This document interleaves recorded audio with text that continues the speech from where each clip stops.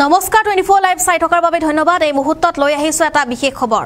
দয়া নাই ক্ষমা নাই পুনৰ আৰম্ভ হ'ব বাল্য বিবাহ বিৰোধী অভিযান। ৰাজ্যত পুনৰ আৰম্ভ কৰি দিয়া হ'ব এই বিশেষ অভিযানটো।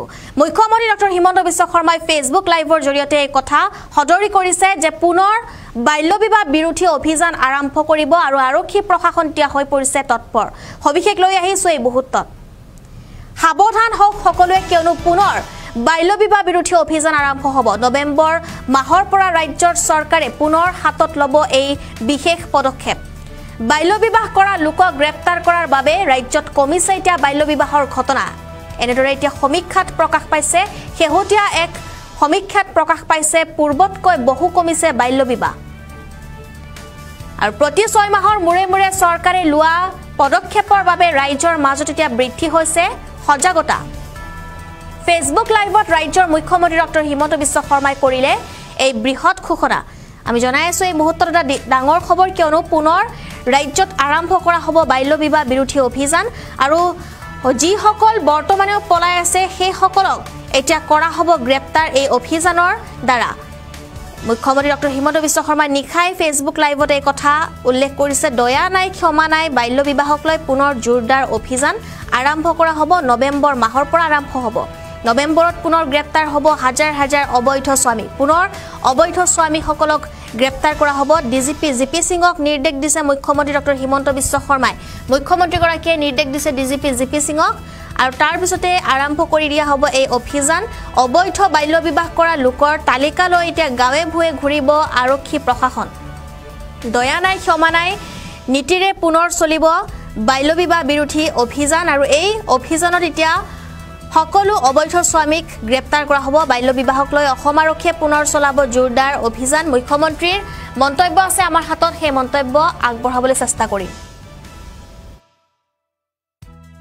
চাইল্ড প্ৰটেকশ্যন এই সংস্থাটোৱে অসমৰ 1032খন গাঁৱত চাইল্ড মেৰেজৰ ওপৰত এটা সমীক্ষা কৰিছিল যে শিশু কম বয়সতে ছোৱালীৰ বিয়া হোৱা সংখ্যা কমিছে নে কমা নাই, অসম চৰকাৰে লোৱা পদক্ষেপৰ ফলাফল কেনেকুৱা, ই ইতিবাচক নে নেতিবাচক। আপোনালোকে জানি ভাল পাব এই ইণ্ডিপেণ্ডেণ্ট গ্ৰুপটোৱে 20খন জিলাৰ 1132খন গাঁৱত সমীক্ষা কৰিছিল। তেখেতসকলে আজি প্ৰতিবেদন ৰাষ্ট্ৰজুৰি প্ৰকাশ কৰিছে যে 81খন গাঁৱত চাইল্ড মেৰেজৰ ঘটনা কমি আহিছে।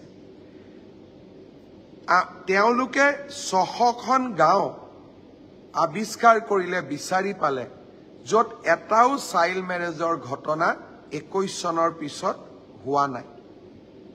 আৰু তেখেতসকলে এইটো সমীক্ষাত কৈছে যে অসমৰ এই গাঁওসমূহৰ 98% ৰাইজে চাইল্ড মেৰেজৰ বিপক্ষে চৰকাৰে লোৱা প্ৰচেষ্টাক সমৰ্থন দিছে। মই প্ৰতি 6 মাহৰ মূৰে মূৰে চাইল্ড মেৰেজৰ লগত জড়িত লোকসকলক আমি গ্ৰেপ্তাৰ কৰোঁ, আইনৰ ওচৰলৈ লৈ যাওঁ। প্ৰথমতে মানুহে দুই এজনে আমাক বেয়া পাইছিলে, কিন্তু এতিয়া গাঁৱে ভূঞে গ'লে ময়ো সোধোঁ যে সৰু বয়সতে কোনোবা বিয়া হৈছে নেকি? সকলোৱে কয় নাই নাই আমাৰ গাঁৱত হোৱা নাই, আমি নকৰোঁ, আমি কৰিব নিদিওঁ, আমি আইন ভাঙিব নিদিওঁ। আনকি সংখ্যালঘু গাঁওসমূহতো এই কণ্ঠ মই শুনিবলৈ পাওঁ। অৱশ্যে আমাৰ যি প্ৰচেষ্টা সেই প্ৰচেষ্টা অব্যাহত থাকিব। আমাৰ টাফ একশ্যন, কঠোৰ পদক্ষেপ চলি থাকিব। নৱেম্বৰ ডিচেম্বৰ মাহত আমি আৰু এবাৰ এনেকুৱা শিশু কম বয়সতে বিয়া দিয়া ব্যক্তিসকলৰ বিৰুদ্ধে বা বিয়া কৰোৱা ব্যক্তিসকলৰ বিৰুদ্ধে আমি আকৌ এবাৰ ব্যৱস্থা হাতত ল'ম। মই ডিজিপি মহোদয়ক ইতিমধ্যে নিৰ্দেশ দিছোঁ যে প্ৰাথমিক সমীক্ষা আপুনি আৰম্ভ কৰক।